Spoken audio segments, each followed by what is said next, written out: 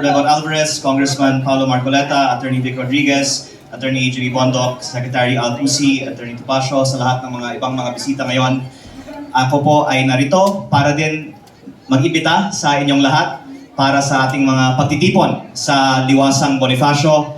Ito po ay ang ika-5 araw na ng mga pagtitipon sa Liwasang Bonifacio ng mga magsasaka, mangingisda, driver at mga ibang mga manggagawa na kumakatawan sa mga milyon-milyon mga Pilipino na nagdurusa ngayon dahil sa mataas na presyo ng langis.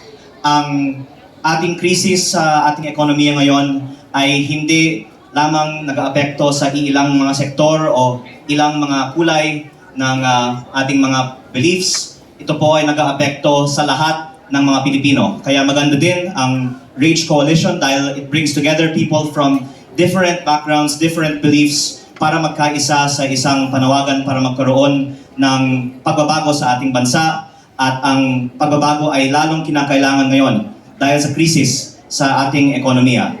Ako po ay nagpapasalamat din kay Mayor Baste dahil sa kanyang imbitasyon sa amin noong March 28 sa Araw ng Davao.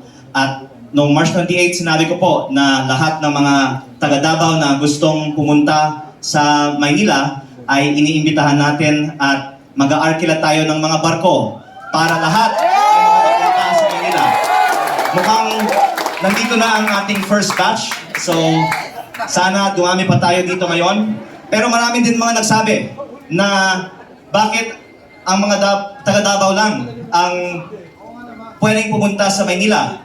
Dapat tulungan natin ang iba pang mga kababayan natin na makadalo sa Maynila. At nagsimula po tayo ngayong linggo para sa aking mga kababayan sa Batangas na nasa Liwasang Bonifacio na.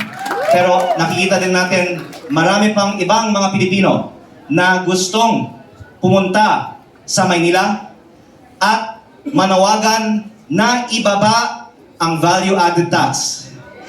At sana pagbibigyan ng ating pamahalaan ang panawagan na ibaba ang VAT, ibaba ang presyo, at kung hindi, edi kayo na po ang bahalang mag-decide ano pa ang kailangan bumaba kung hindi bumaba ang presyo.